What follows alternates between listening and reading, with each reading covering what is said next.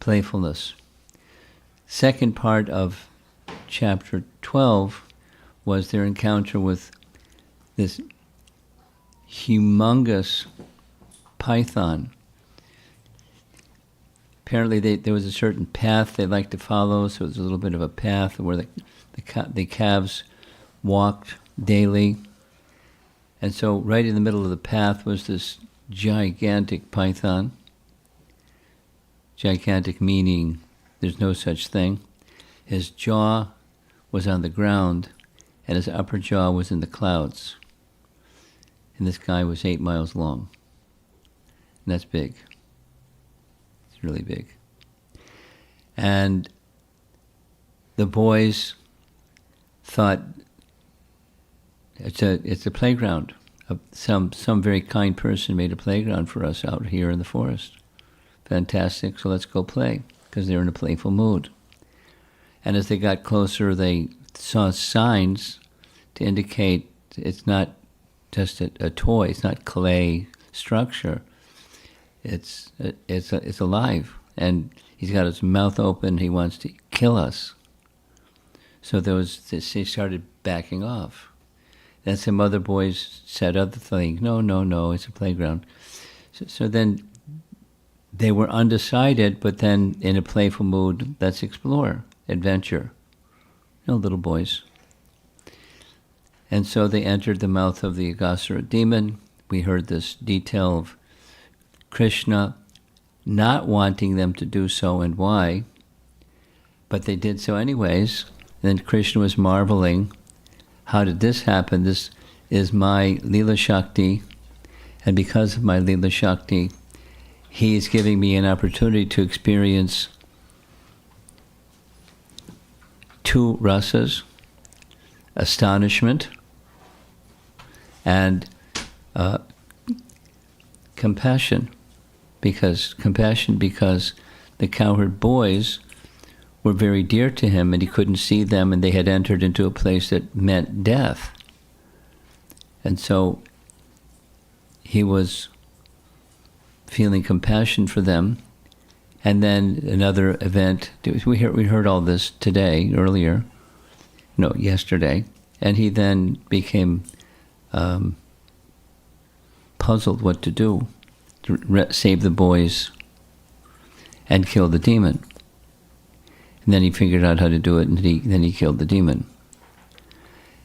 So that ends chapter 12, and chapter 13 begins with Maharaj Parikshit asking Shukadeva Goswami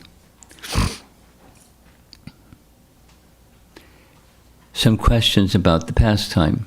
And why, the specific question he asked was, why is it that you're narrating something that happened long ago as if it's in the present tense, like it's happening, but it was in the past?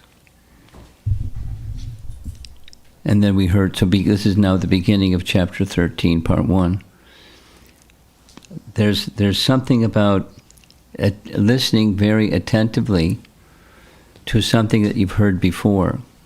So he said, Maharaj Parikshit, you've heard these pastimes of Krishna so many times.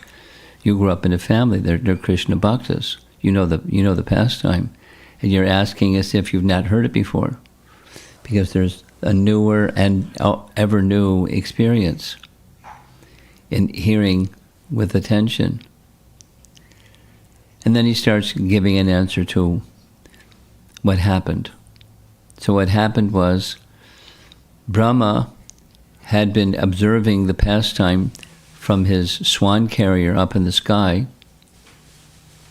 and he was astonished at the power of Krishna to liberate this Aghasura, because everyone saw, the soul hovered in the air. He went through the top part of his head and then merged into the body of Krishna.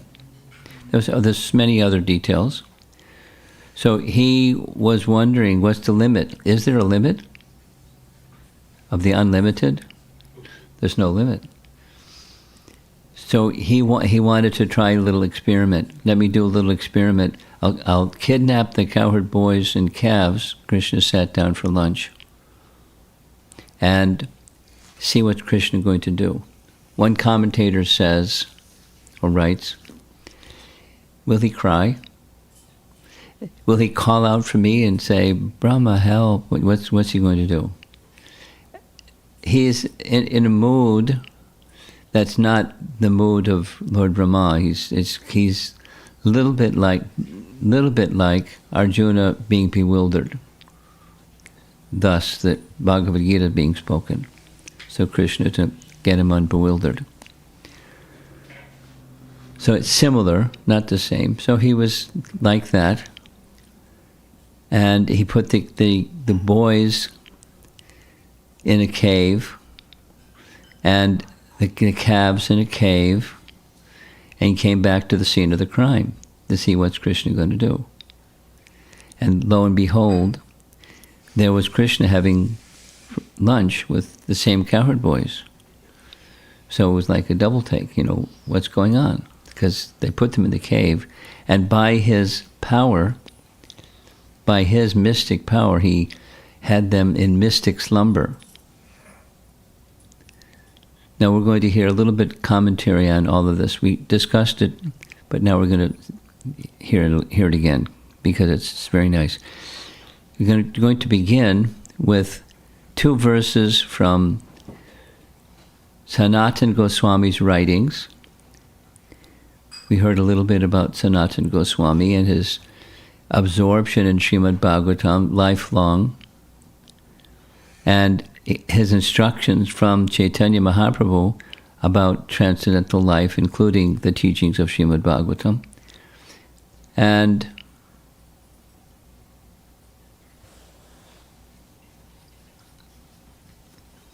there's a small table, but you can put it here. Put it here. Thank you. Thank you very much. Okay. So here's Sanatana Goswami's appreciation, absorption in Srimad Bhagavatam. Asadu saduta dayin, excuse me. O Srimad Bhagavatam, O giver of saintliness to the unsaintly, O uplifter of the very fallen, please do not ever leave me. Please become manifest upon my heart and my throat, accompanied by pure love of Krishna.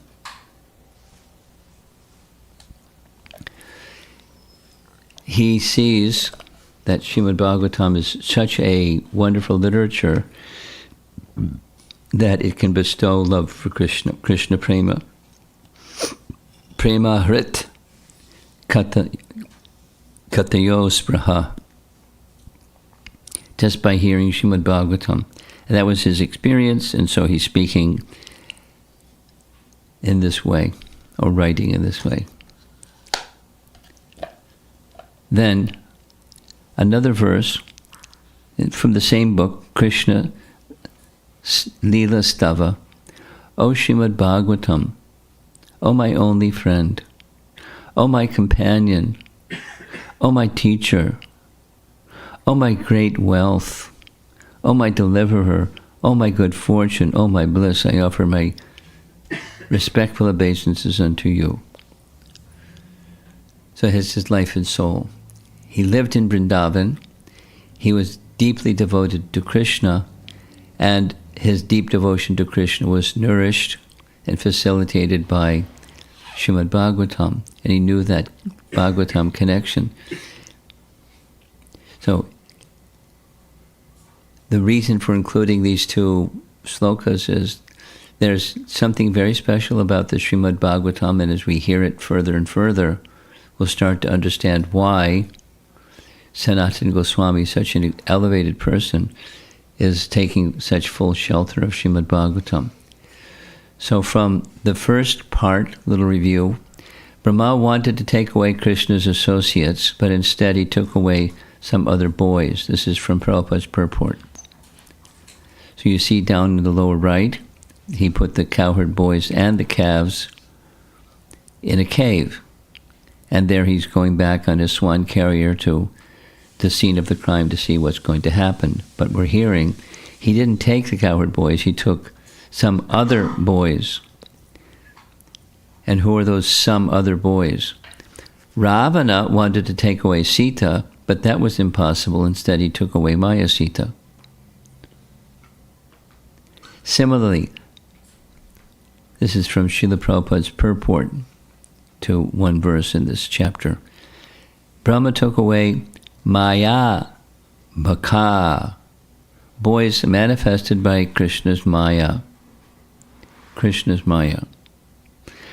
Brahma could show some extraordinary opulence to the Mayar Baka, that's the Maya cowherd boys, by putting them to sleep, because the verse says he put them to sleep.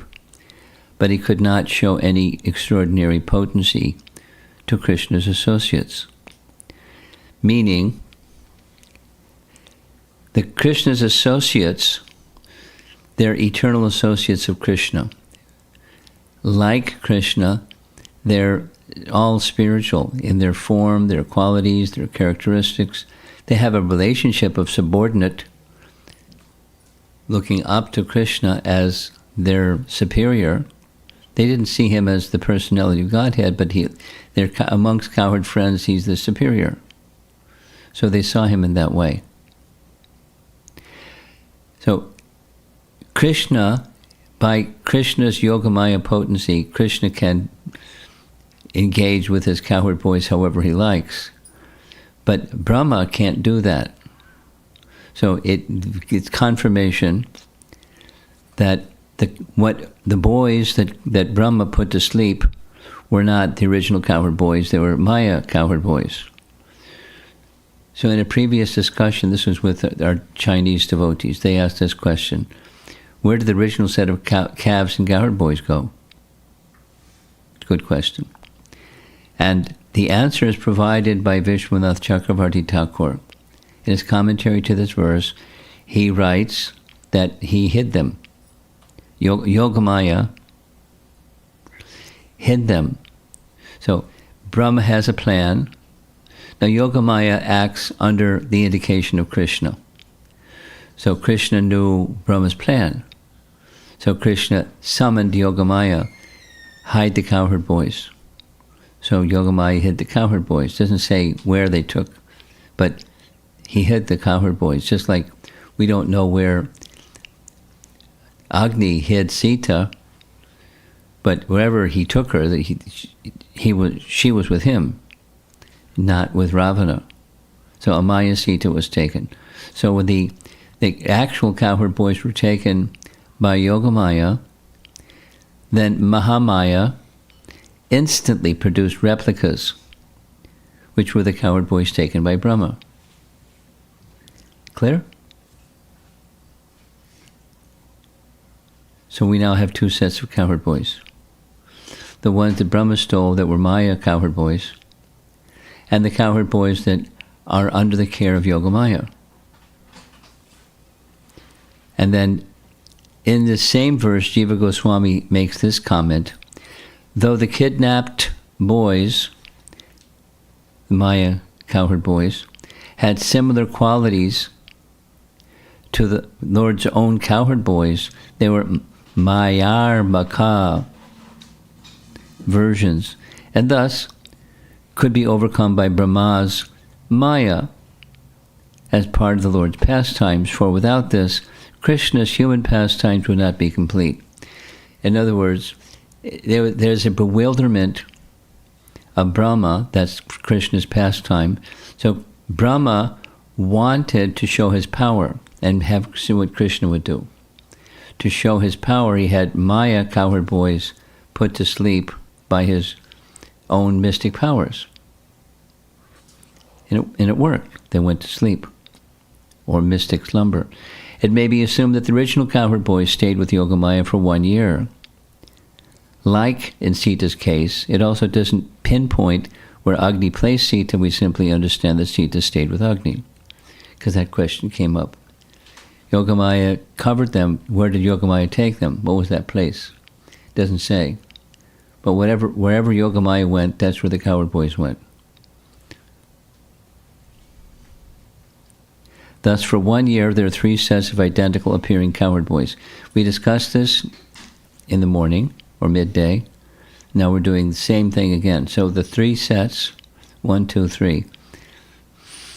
The original cowherd boys in the care of Yogamaya. That's 1 set. Another set. The Maya cowherd boys that were manifest by Mahamaya. And then Krishna is going to manifest a 3rd set, so that when Brahma comes back and he sees Krishna having lunch with the cowherd boys, that's the 3rd set. And it's not the cowherd boys, it's Krishna in exact likeness of the cowherd boys. The plan is, as part of a Leela, the plan is, along with bewildering Lord Brahma, Krishna wanted to satisfy the desire of the mothers of the cowherd boyfriends, because the scene in Vrindavan is the mothers who had sons like Krishna's age, they had a natural affection for their children, and they had a transcendental affection for Krishna, who wasn't their son. So they weren't like offering prayers and austerities and things, but they just had this desire. Wouldn't it be nice if we could have Krishna as our son? Innocent. And they all had the same idea, so Krishna became their son. How did he become their son? He manifested forms exactly like their son. So that at the end of the day, when the cowherd boys went back to their homes, the mothers looked after their sons, thinking it was their sons, but they had feelings of love for Krishna like they had love for Krishna for a whole year. For a whole year, Krishna became their son. And then the calves were Krishna manifesting the exact likeness of the calves, because the cows desired to give their milk to Krishna. So Krishna became their calf. The real calf was taken by Yogamaya, hidden somewhere, concealed. A Maya form of the calves was put in the cave, put to sleep by Brahma's mystic power. And the 3rd was Krishna. So we have 3 sets of cowherd boys, 3 sets of calves. Later on in this same chapter, text 42, because that was text 15, after 1 year's time, the original cowherd boys, who were different from the cowherd boy expansions, who performed the pastimes for 1 year with Krishna, were returned by Yogamaya to the exact place where they had been having lunch for 1 year. So the original cowherd boys, after 1 year, were put back in the exact same place, having lunch with Krishna. And Krishna still had the exact same, in his left hand, a lump of yogurt and some rice, looking at them like nothing happened. And because of Yogamaya, their sense of passage of time was only a moment. Like the next one moment they're with Krishna, the next moment they're with Krishna. No time passed, although 1 year passed. And they had no memory of having spent 1 full year apart from Krishna. Yogamaya is pretty mystical, and she made all these arrangements for Krishna's pastime.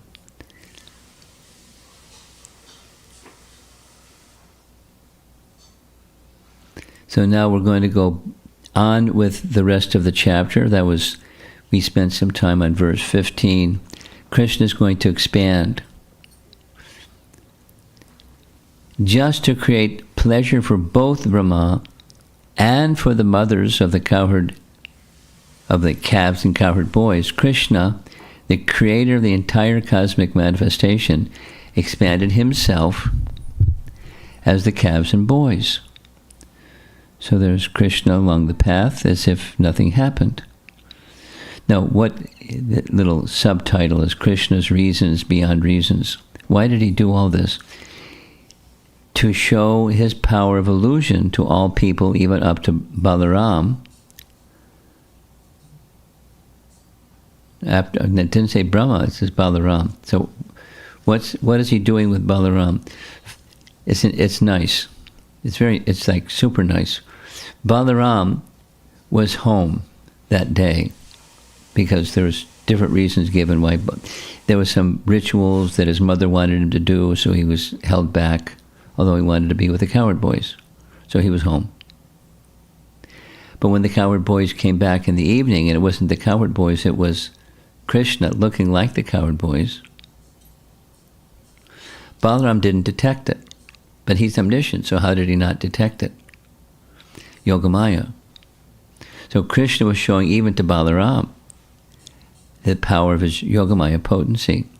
In order to fill the desire of the Gopas and Gopis to have Krishna as their son, in order to bewilder Brahma and throw him into an ocean of dismay, in order to show him, that's Brahma, thousands of forms of Vasudeva, the object of Brahma's devotion, having taught him the Bhagavatam.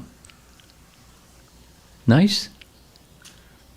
There's there's many qualities of Krishna. One of those qualities of Krishna, he's expert, and one of the characteristics of his expert is by one thing he accomplishes many things.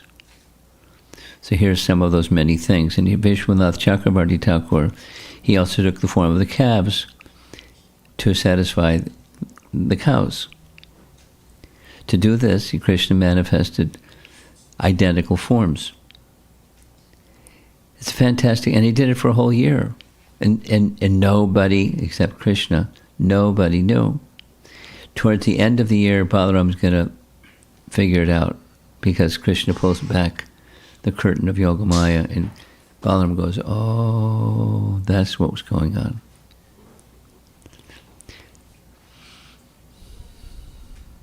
To give bliss to Lord Brahma and the mothers, he expanded himself into both the calves and the boys. He could do this because he's the master of the Mahatattva, which creates the universe.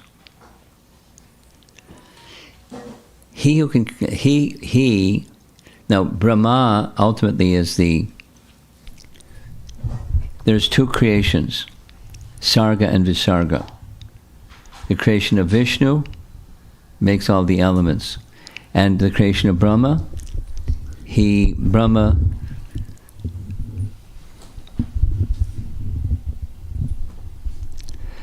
is the sub-creation. He takes all the elements and puts them together and builds the universe. So Krishna, that's with a capital H, he's the master of the Mahatattva. Or Mahavishnu is the master of Mahatattva, or the personality of Godhead is the master of the totality of material ingredients. And with these material ingredients, he creates the universe, so he can certainly create cowherd boys and calves, and no problem. With such features, this is another remarkable detail, with such features that the mothers didn't detect, this is not my son. Now, what mother is not going to know when a little boy comes back at the end of the day, this is not my son? She's going to know who her son is. Is all his characteristics and his affectations and his idiosyncrasies and his walk and his speech and his character and, what he likes to eat and, everything, an exact likeness. Because if Krishna can create one, he can create many. So that's what he did. By his Vasudeva feature, Krishna simultaneously expanded himself into the exact number of missing cowherd boys and calves with their exact bodily features, There are particular types of hands, legs, and other limbs. There are sticks, bugles, and flutes. There are lunch bags. There are particular types of dress and ornaments placed in various ways. Their names, ages, and forms, and their special activities and characteristics. By expanding himself in this way, beautiful Krishna proved the statement, Samagra Jagat Vishnu Maya. Lord Vishnu is all-pervading.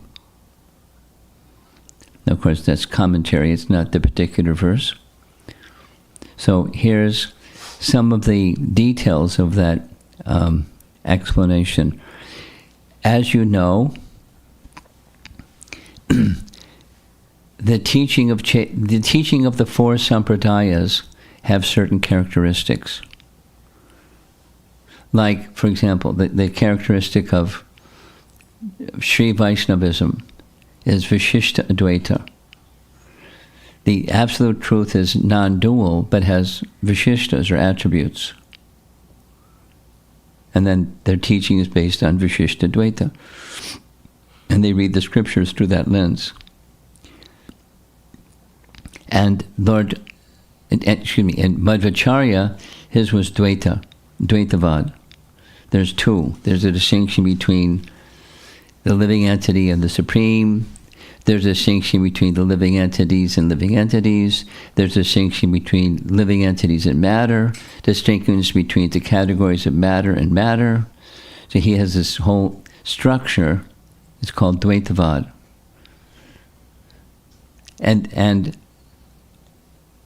all of the Vaishnava Sampradayas have a particular theme or doctrine or vada. So Chaitanya Mahaprabhu drew his teachings primarily from Srimad Bhagavatam.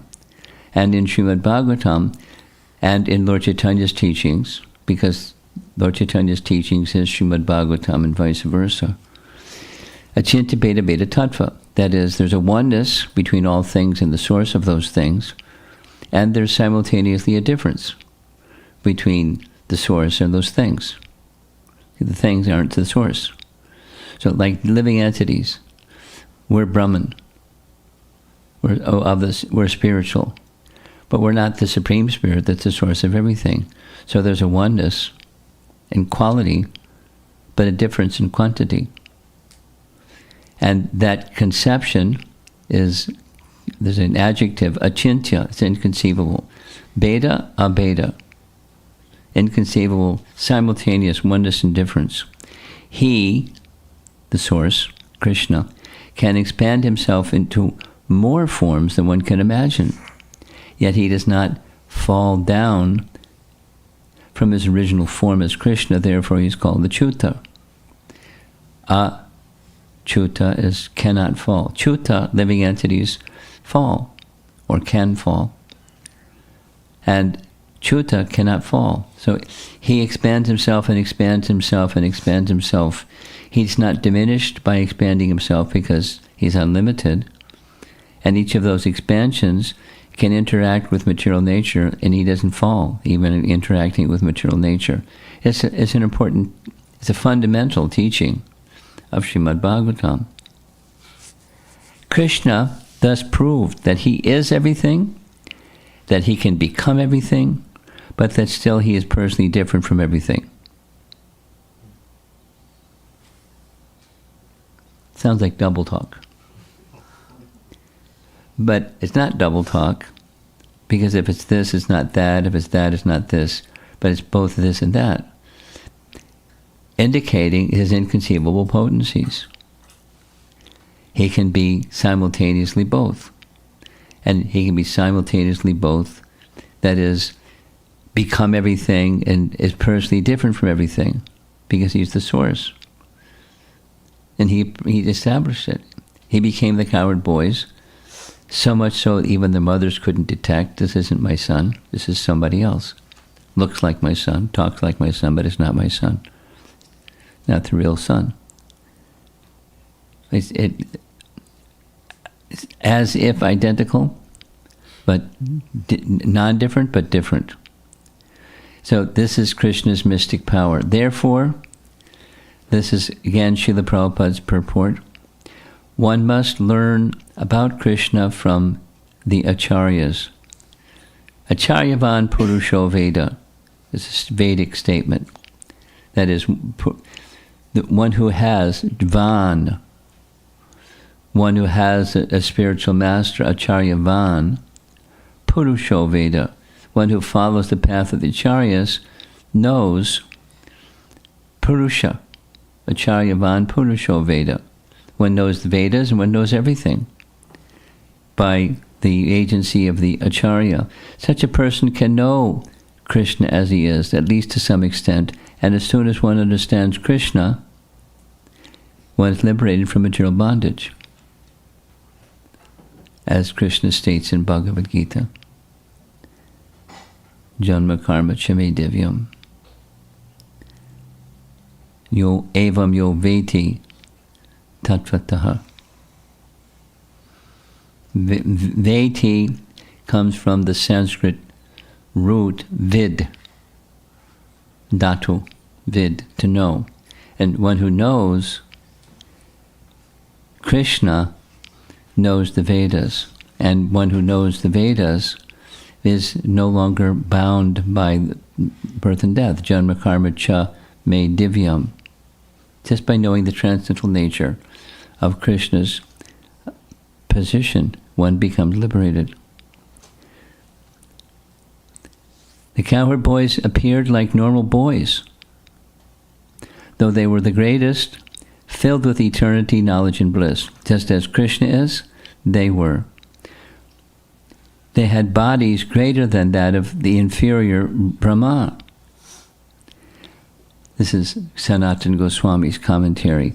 All the limbs, including head, hair, nails, odor, voice, complexion, were similar. So similar the mothers couldn't detect. Their ornaments and internal qualities, like peacefulness or talkativeness or skillfulness, were all so similar. Their qualities, like compassion, and their names or words and actions were similar. The expanded boy's memory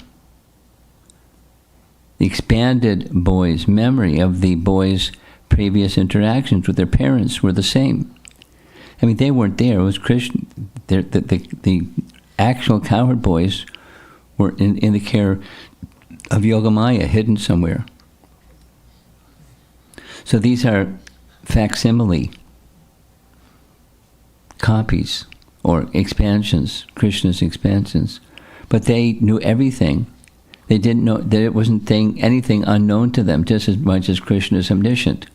This is the feature of these cowherd boys. Pretty amazing. One could not distinguish in any detail between the spiritual bodies Krishna made, and the original boys, because the boys were always his eternal devotees with spiritual bodies. Now this is speaking of the cowherd boys that were taken by Yogamaya or hid by Yogamaya.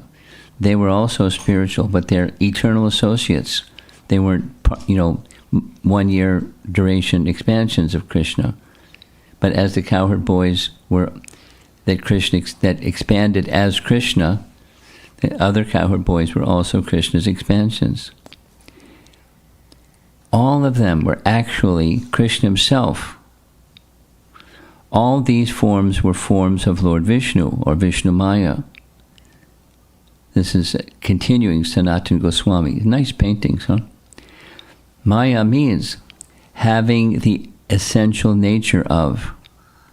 Vishnu indicates the nature of spreading everywhere. So Vishnu Maya, they were spread everywhere. By being all these separate forms, Krishna was both different from and non-different from them, because they were from him and therefore non-different, but he's the source and therefore there's the difference. Simultaneously, different and non-different.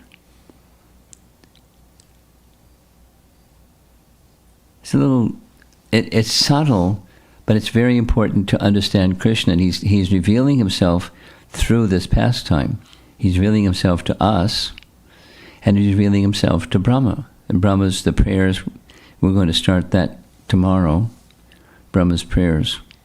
Now, next verse, expanding himself so as to appear as all the calves and cowherd boys, all of them as they were, and at the same time appear as their leader, Krishna entered Brajabhumi, just as he usually did while enjoying their company. So this is the pastime that happened after he bewildered Brahma. That is, they went back to their homes. And when they went back to their homes, Krishna then entered different cow sheds as the calves and different homes as different boys. And here's how the mothers felt. The mothers of the boys, upon hearing the sounds of the flutes and bugles being played by their sons, immediately rose from their household tasks, lifted their boys onto their laps, embraced them with both arms, and began to feed them with their breast milk, which flowed forth because of extreme love, specifically for Krishna. No, they didn't put two and two together and get four yet. They just accepted, this is my son. So there's Krishna coming back with the calves at the bottom of this painting, and there's the ladies waiting for Krishna to come. The mothers took care of the boys by massaging them with oil, bathing them, smearing their bodies with sandalwood pulp, decorating them with ornaments, chanting protective mantras, and decorating their bodies with tilak, and giving them food. In this way, the mothers served Krishna personally. Actually, Krishna is everything, but at that time, expressing extreme love and affection, they took special pleasure in feeding Krishna, the Parabrahman, and Krishna drank the milk from his respective mothers as if a nectarian beverage. That's another very beautiful painting. Young Krishna. Here's kind of a cartoonish illustration.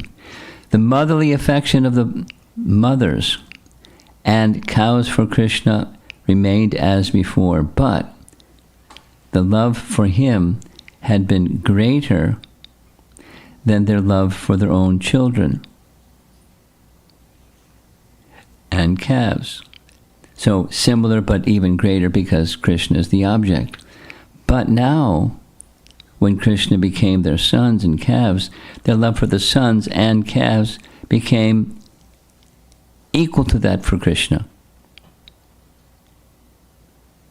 Now here's the previous verse.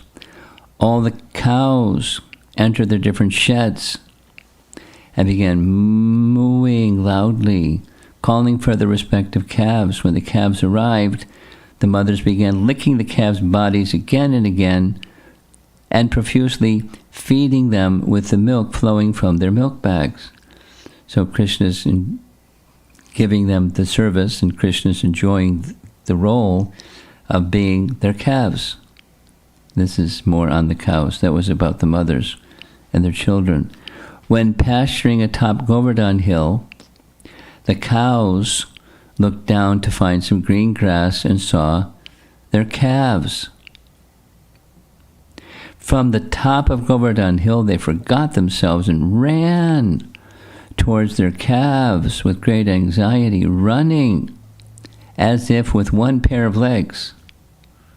I have two pairs, that makes 4 legs. But if you ever seen a cow run, it's really clumsy. But they can run when there's a cause. The cows had given birth to new calves, but because of increased affection for the older calves, they allowed the older calves to drink milk first. For 1 year, their affection for their own sons continuously increased, for Krishna had now become their sons. In this way, Krishna continued his pastimes for the whole year. It was a happy place in Vrindavan. And then this very nice scene happened. You've seen this painting before. There's the calves, there's the cows up on the side of Govardhan Hill, grazing. looking for new grass. So they started kind of meandering down the side of the slopes of Govardhan. And when they were going down, they saw their calves at the bottom of the hill. So they started running down Govardhan Hill. And as they were running down Govardhan Hill, the elders, the cowherd men who were taking care of the cows, tried to get the cows to stop. They had sticks and they were shouting at the cows. They couldn't stop them. They were running. And the cowherd men were angry. Stop, stop. Or whatever they say in their local language. And they didn't stop. But then when the cowherd men got to the bottom of the hill, just as the cows were with their calves, the cowherd men saw their boys. So they immediately went to embrace their boys, and they forgot everything. Being with their boys, who was the boys, was Krishna. The cowherd men, having been unable to check the cows from going to their calves, felt simultaneously ashamed and angry. But when they came down and saw their own sons, they were overwhelmed with great affection. Experiencing great attraction, their anger completely disappeared. So here's a close-up of the same. They're embracing their little sons, who's Krishna. Since the cowherds were elderly, it was not possible for them to become bewildered in intelligence by short separation from their sons. However, it happened. They constantly remembered their sons after ceasing the embraces. Anusmriti. It's a detail of emotion, and that is by contact with Krishna, they're in Vrindavan and they're contacting Krishna as their son. And the memory of that contact with their son, who is Krishna, doesn't leave them, even when they physically separate. And then comes Balaram's scene. One day, 5 or 6 nights before the completion of the year, Krishna, tending the calves, entered the forest along with Balaram. So Jiva Goswami comments, it just doesn't specify an indefinite number, 5 or 6, is mentioned because Shukadev Goswami, being in the ecstasy of prema, kind of lost track of details.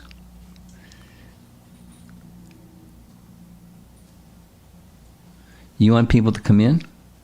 Is that what that's going on? Those of you that are too far away to see the screen, anyone too far away to see the screen is welcome to come in. If you want to stay out there, that's fine. If you want to come in, that's even better than fine. But as you wish. Okay? Taken care of?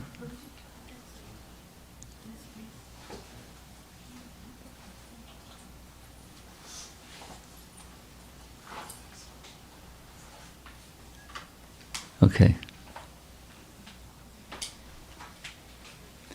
So here's a nice little portrait of Balaram. You know it's Balaram because he's dressed in blue. Krishna's ornamented garments were generally yellowish in color, Balaram's in blue. When Baladev saw this attachment, he was unable to understand the reason for it. What is this wonderful phenomenon? The affection of all the inhabitants of Braja, including me, is increasing as never before. Who is this mystic power, and where has she come from? Is she a demigod or a demoness?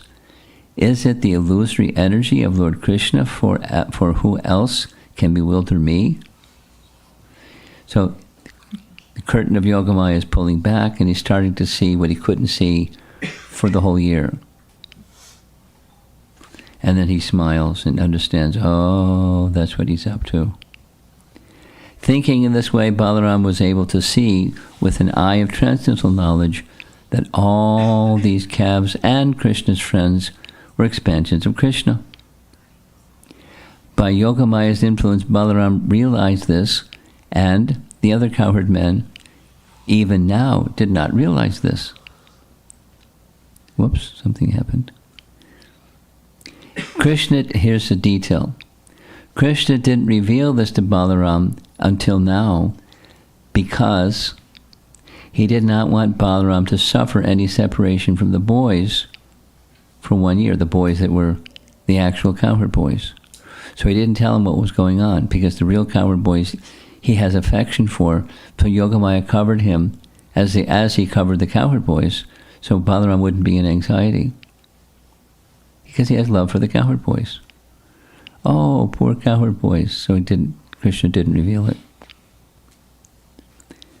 Now, by Krishna's will, Yogamaya gradually withdrew her covering from Balaram.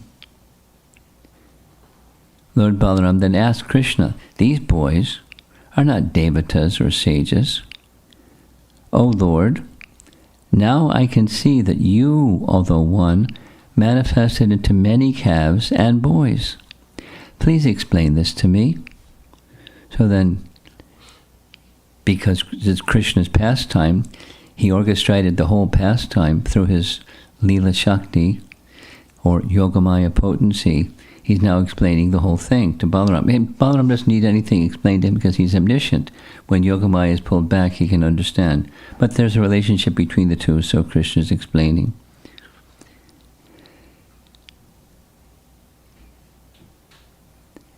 After describing the bewilderment of the cowherd men and women, Shukadeva Goswami is going to kind of backtrack in time, because that was the first question that was asked at the end of chapter 12. The sequence of time was bewildering him. So here's the explanation. When Lord Brahma returned after a moment of his time, which in earthly time was 1 whole year, according to his own measurement, Lord Krishna was engaged just as before, playing with the boys and calves, who were his expansions. Now, there's a nice understanding. Einstein had a nice understanding, but it's in the Vedas. Time is relative. Time. Real time is eternal. And then in this realm, time is relative. And even the sense of the passage of time, past, present, future, for let's say a microbe, their whole life is maybe a day. And for go up the evolutionary scale and go up to Lord Brahma. Let's do this one. Commonly, Prabhupada would say, for those in the earthly realm, there's a passage of time, say, of 6 months.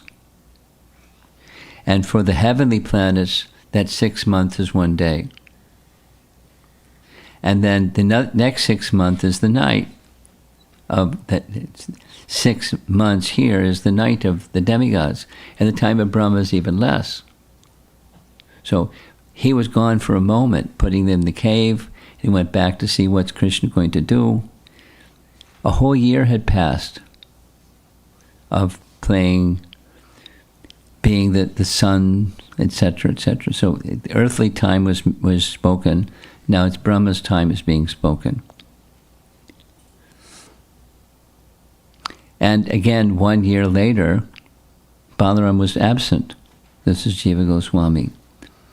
Later, Krishna told him the secret, but he did not bring Balaram to carry out this pastime, because what's going to happen with Brahma shortly is secret, even from Balaram.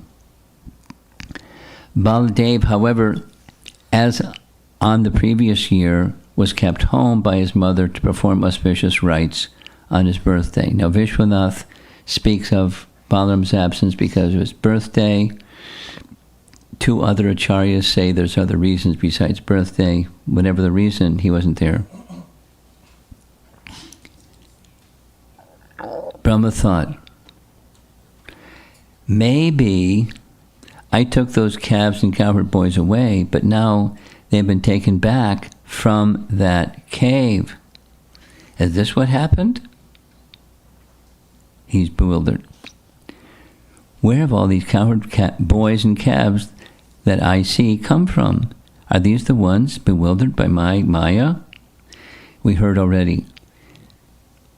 The original cowherd boys cannot be bewildered by Lord Brahma's powers, because they're eternal associates of Krishna, just like Krishna can't be bewildered. Therefore, it's the Maya boys. Brahma tried to figure out what the two groups, one sleeping and one playing, which of them was the real group of cowherd, original boys and calves, and which was the false group. This is all commentary from our acharyas. Thus, because Brahma wanted to mystify the all-pervading Lord Krishna, who can never be mystified, but who, on the contrary, mystifies the entire universe, he himself, Brahma, was put into bewilderment. Another nice painting of Krishna. In Prabhupada's purport, he gives this explanation of the light that comes from a glowworm. Where does the light from a glowworm come from? The light comes from the sun. So the sun has so much light, and the glowworm gives a little bit of light, at least a light that you can see at night. But those same glowworms, during the daytime, you can't see them, just like another bug flying around. But at night, they have something within phosphorus or whatever it is in their body, and then they glow from the light of the sun. So similarly, the power of Brahma is just a speck, like the glowworm in comparison to the light of the sun. When Brahma looked on, so this is a nice painting, the calves, who are Krishna, and the boys, who are Krishna, immediately appeared to have complexions the color of bluish rain clouds and to be dressed in yellow silken garments. So the cowherd boys are sitting there, and simultaneous with the cowherd boys sitting there, each of the cowherd boys manifests a form of Vasudeva or Narayana. The beauty and the qualities of the Vishnu Murtis are described in the next many verses. Here's some of the description.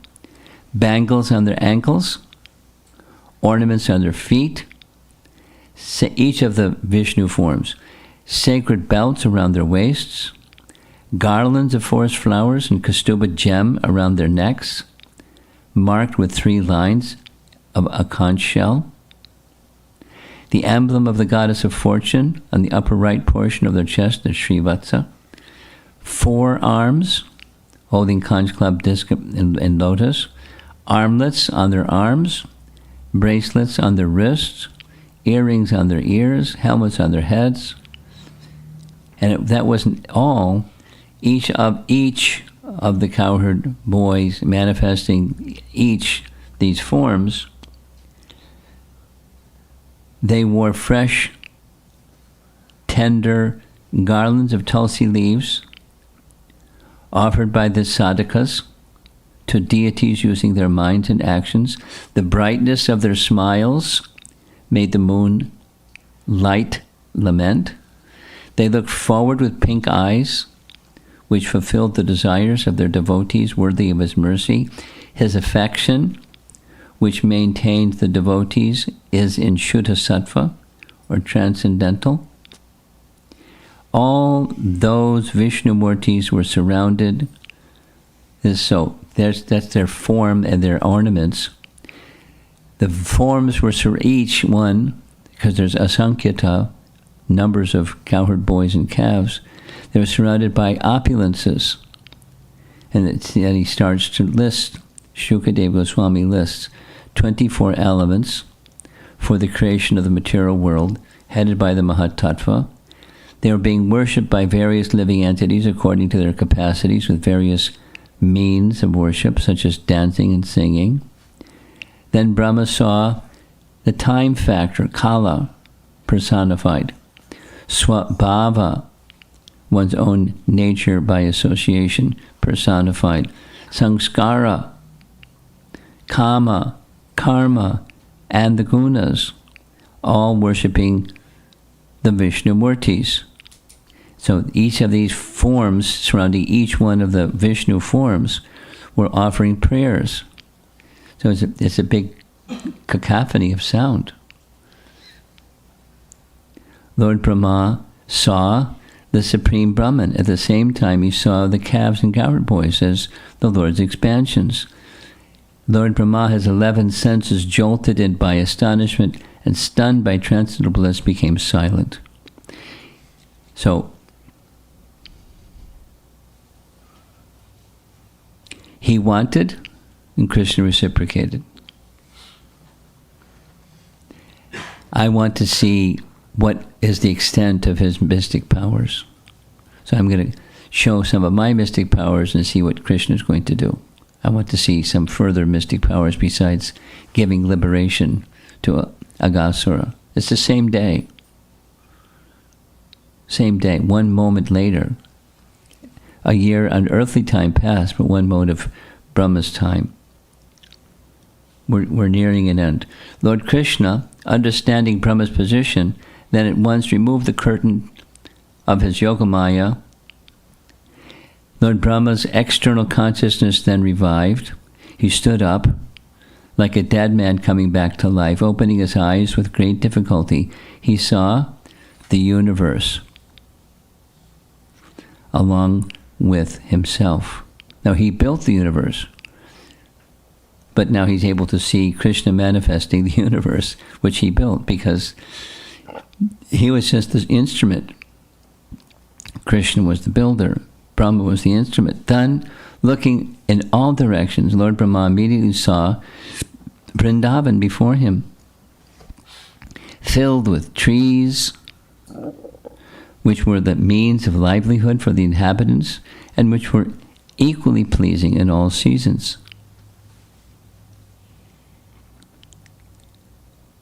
Vrindavan is the transcendental abode of the Lord, where there's no hunger, anger, or thirst.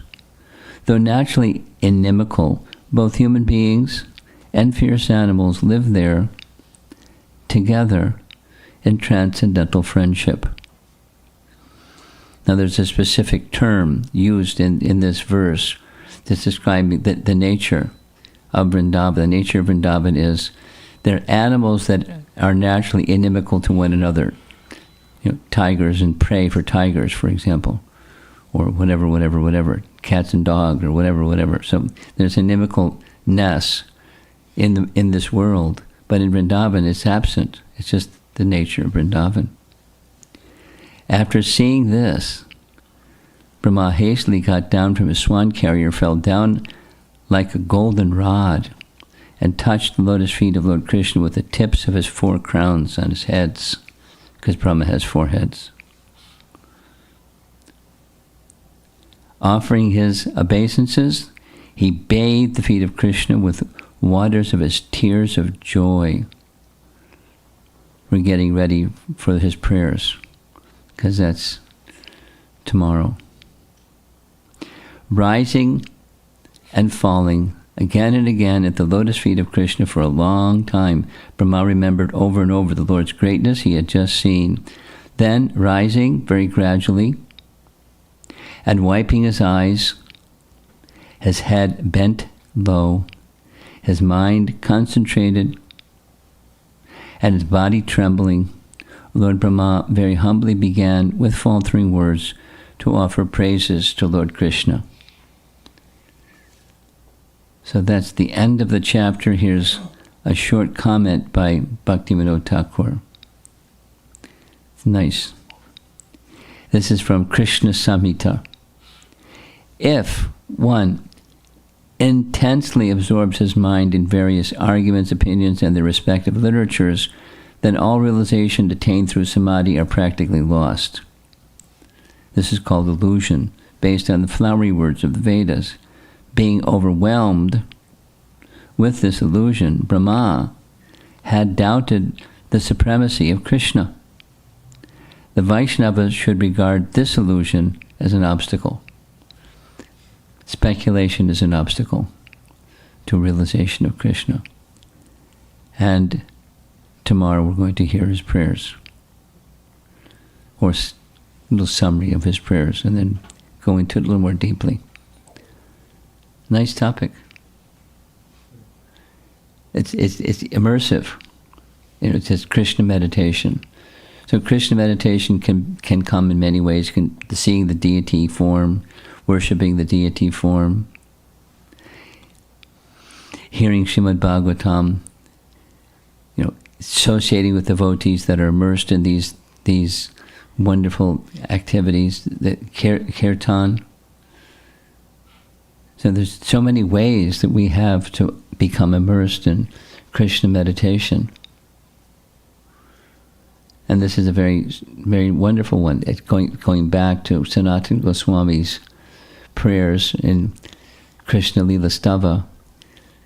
For him, that's a principal source. There's just Srimad Bhagavatam, and it has that nature. Some of you have been around for some years, and some of you are a little bit on the newer side, and somewhere in between. Recommendation, please, following Lord Chaitanya and our disciplic succession, take seriously the regular hearing of Srimad Bhagavatam, because it has an effect. Coverings are removed, similar to chanting.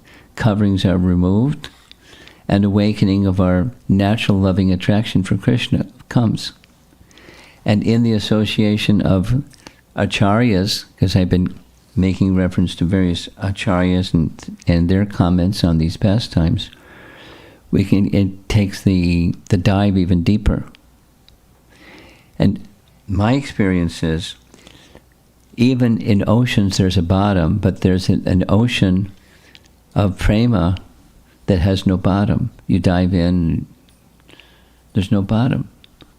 Go deeper and deeper and deeper, and then there's waves, but there's no bottom. It's very special. The Srimad Bhagavatam is a very special literature. There's many nice things to say about it, but let's see if there's some discussion. 7:10.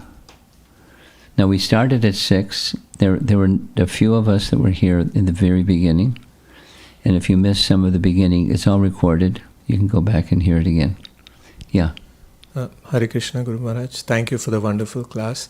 So in one of the slides, you had shown Vishwanath Chakravarti Thakur's commentary about the boys, the original set of cowherd boys who were returned, and it felt for them that it was only like a moment had passed.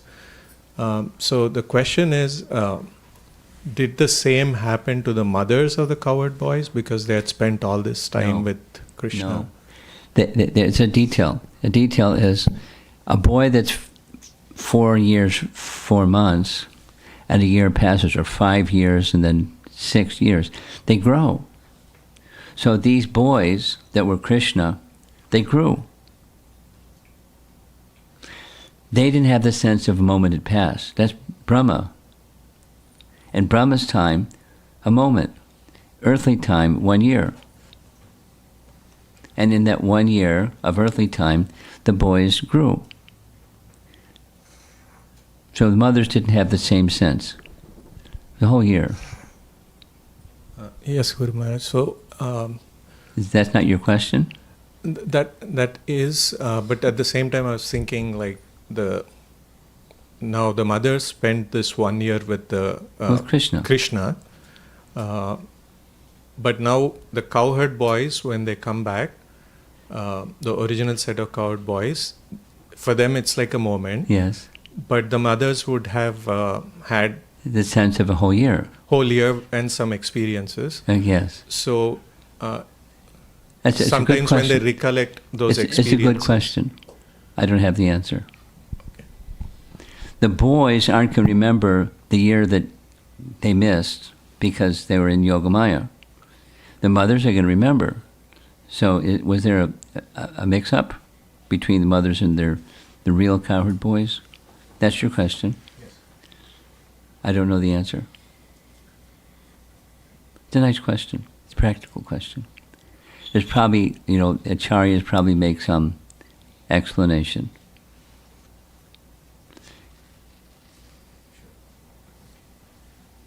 Yes. Hare Krishna, Guru Maharaj. I have two observations or questions about today and two quick observations about Daghasura pastimes. Okay.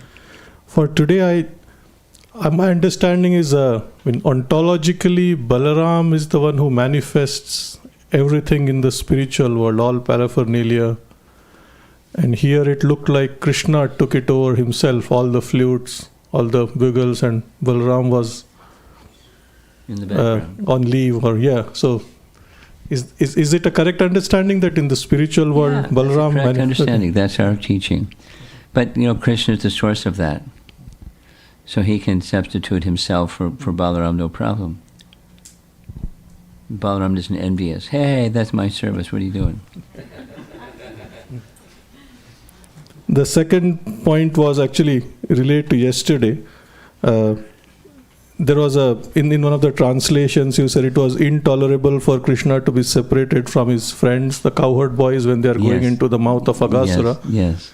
From that perspective, this pastime seems much worse than, let's say, the Govardhan pastime, where Indra was trying to drown everybody, but at least he wasn't separating Krishna from all of his devotees. Here, for 1 year, in earth time, Krishna was, in some sense, separated, but that mood is not here, that he's really upset at being away from the cowherd boys for a year because of Brahma. So it was just a connecting the two. Yes. Related to yesterday's discussion about why demons get liberated and Bharat Maharaj didn't, and questions of that nature, I just coincidentally came across this verse from Prahlad Maharaj. First time I was listening to something today, where Narad Muni says that by devotional service one cannot achieve such intense absorption in thought of the Supreme Personality of Godhead as one can through enmity toward him. It's about the Shishupal context. Yeah. I thought it was very interesting in the context of yesterday's discussion. Yeah. So. Yeah. Finally, the descriptions of demons being killed are, from material sense, very graphic, violent events, eyes popping out, head bursting, and so on. And many of the demons are killed in not very subtle manner, but the cowherd boys just brush it off. I mean, there's no sense that something that would traumatize a conditioned soul does not seem to have any impact. It just playtime, go back, do the same thing another day. So is there a lesson for us there about absorption in Krishna and how to handle otherwise traumatic events?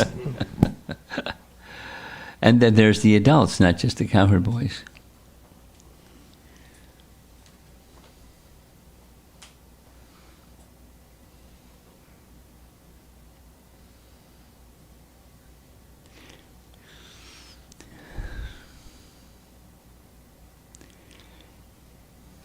We can think of a verse in Bhagavad Gita: "The wise lament neither for the living nor the dead."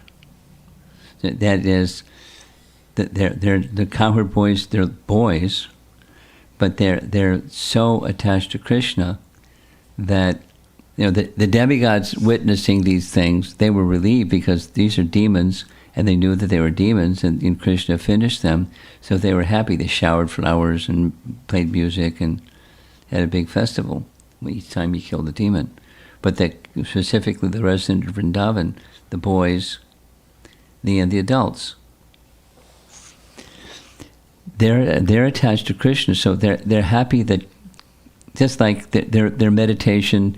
Well, Krishna finished Baka, and that was like gory also. But he was giving Krishna a problem. He wanted to kill Krishna, and so Krishna finished him. He was the aggressor, and Krishna finished him. So he's powerful. So there's when there's danger, in this case demons, and the demon is finished, they're happy that the demon is finished. Not in the same way that the demigods, but in their own way. They're happy that the danger that came to them, or to Krishna, or to whatever, Krishna dealt with. And yes, it was violent in many cases. So your question is that a lesson for us?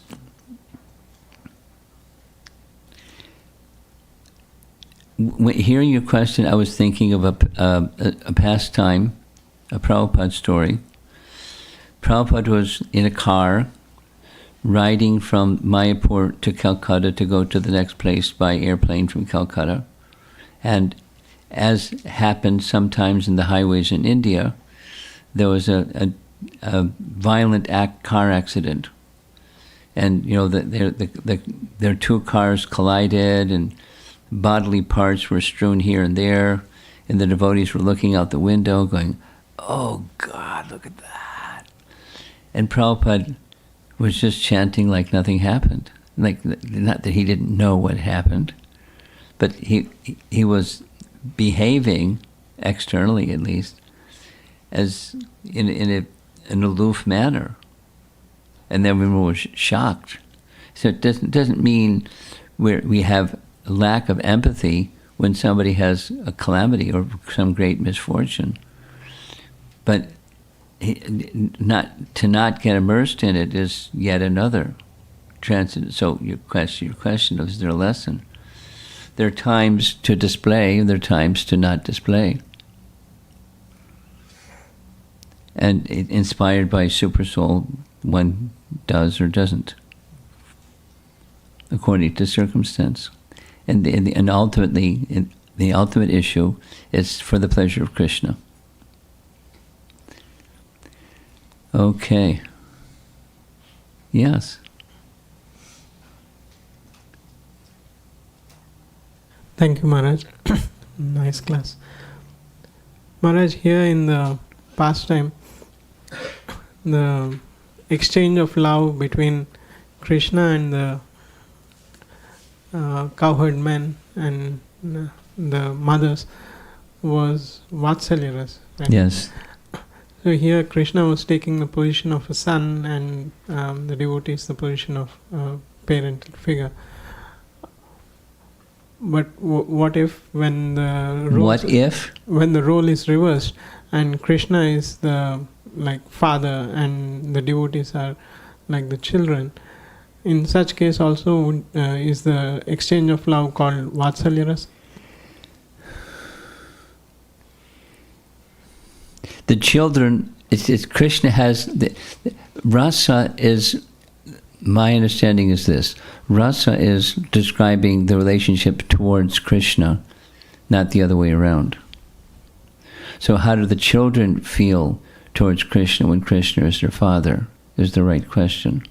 So it's not parental affection towards Krishna because they're the sons or daughter. So it's Aishwarya and Dasya, being the servant of. Thank you, Maharaj.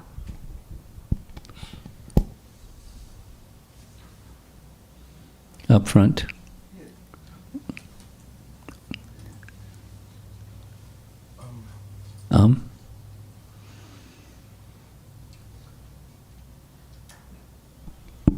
Guru Maharaj, does Krishna ever come out of Yogamaya? Oh, why do you say that? Because he's having under, pastimes. he's not under anything. Yogamaya and everything is under him. Yeah. To enjoy his pastimes, what my impression is, or what my understanding is, that in order to really feel the sweetness of the pastime, he has to be under a certain mood, for the lack of better word. The right language is Yogamaya facilitates. Yeah. So Yogamaya is under. Yeah. So for Krishna to feeling X, Y, or Z, Yogamaya facilitates under. Yeah. So Krishna can feel X, Y, or Z. Yes. Yes. Yes.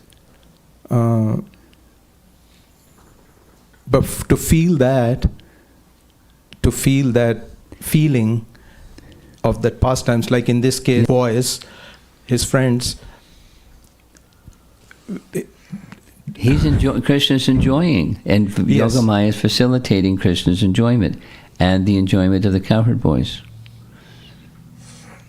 Krishna's enjoying. So that means Krishna knows that.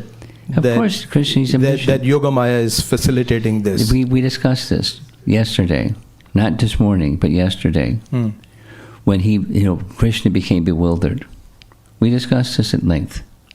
Okay, I'll go back and check that. Okay. Yeah. The other question I have is Maya, as we understand, that which is not. Well, it can. That's one of the meanings. Another meaning is energy. So that's why we are able to use Maya in Yoga Maya. Yeah, she's energy. But she Yoga Maya, covers those who Krishna wants to be covered, so they don't recognize that he's his divinity. Yeah. In that sense, Maya, energy. Okay. And covering. Yeah. Makes sense, yeah. The other question I have is when Krishna manifested, this is just a curiosity question, when Krishna manifested himself as the cowherd boys for 1 year, when Brahma came back and he saw those boys and he saw Lord Vishnu's forms in those boys, looking at those boys, is there a particular reason why he saw Lord Vishnu's forms and not Krishna's forms? Yes. He's a worshipper of Vishnu. Krishna showed him that form which he likes. No, I said this morning, 1 week from tomorrow is Father's Day. And I'll be in the Potomac Temple on Father's Day, and I was asked to select a topic in relation to Father's Day. And this is our topic.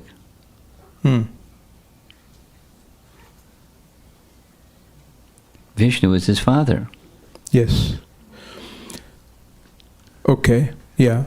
But then when I'm thinking of Brahma Samhita, he's glorifying Krishna. That's okay. Krishna, he has that knowledge. The source of everything is Krishna. Govindam Adi Purusham Tamaham Bhajami. Oh, but his mood is Lord Vishnu. Okay. Okay. Don't get too binary. Yeah. Oh, it was just if somebody asks me, I should have. Okay. Yeah. Yes. Yeah. He knows Govinda is the source of everything, and he worships Vishnu, his father. He knows who his father's father is, or his father is an expansion of. He knows. If Go ahead. Permits, I have one more question. Go ahead. You got the microphone too. Yeah. This is just a funny question. I always think about it. Is there a reason why Lord Brahma has 4 heads? And of course, there are Lord Brahmas that have many, many more heads. Because our intellectual capacity is not dependent on... How many heads you have? Yeah. So is there some explanation or reason? There probably is. I don't know what it is. Okay.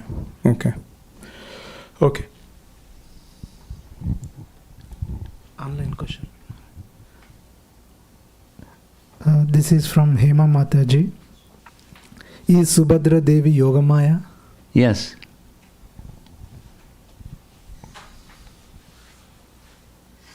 In Dwarka and in Puri. Anything else? Yes. Hare Krishna Maharaj. So, in these commentaries by Acharyas, they write so many details of of events happening in the pastimes of the Lord. Yes. So, how are they able to write these details? Are they able to see that in the Samadhi? Yes. As Vyas, so also Acharyas. It's realized knowledge. Past times are revealed to them. The answer is yes. I'm answering 6 ways. The same answer is yes. It's not fairy tale or it's not that kind of literature. Speculative literature, storytelling, imaginative stories, they're not. It's real. Their experiences, their realizations. That's 8 times, same answer, yes. It seems just very astonishing. Yeah. Yeah. Well, but Krishna can reciprocate. Krishna does reciprocate, and when one is a pure devotee, then Krishna reciprocates in the ways that Krishna wants. Through this one he reveals this, through that one he reveals that, and therefore the credential of the commentator is very important. And different commentators have different credentials, and therefore they have different. But in many cases, they're not expressing realizations of events. Somebody said something, somebody did something that's different than the Bhagavatam. Rather, they're expanding the meaning of something that's in the Bhagavatam. Commonly, that's far more common. The other is also possible. Rupa Goswami is a fantastic example. He describes things that are out of this world, and they're not in the pages of the Bhagavatam. They're from his realizations. They're not allegorical, they're realizations. Okay. Just Looks a like, follow-up question. yeah. What is the difference between Shruti and Smriti? There's different ways of answering, but a short one is Smriti explains Shrutis. Shruti is the breathing of Vishnu or Narayana, Vedas, Vedic sounds from the breathing of Narayana. And the Smritis explain those sounds because those sounds are so terse often, and they don't give details. And so the Smriti gives details to explain the Shrutis that may be perplexing. The language of the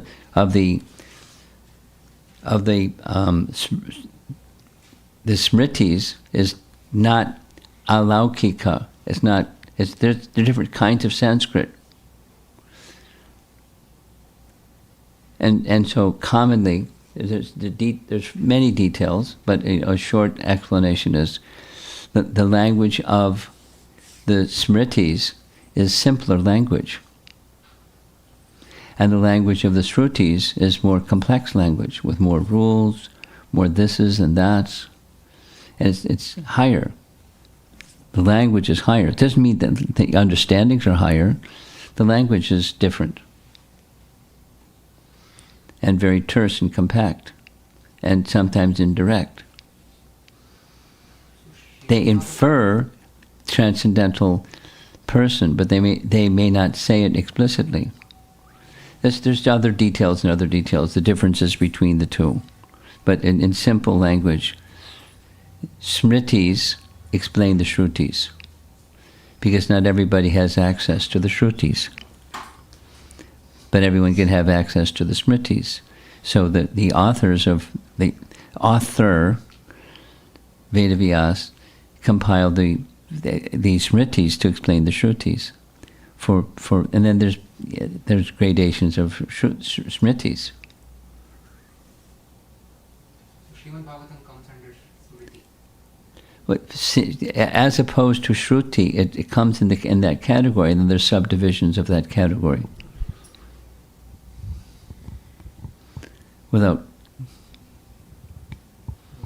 Did not just. The purpose of what we want to do today is glorify Srimad Bhagavatam.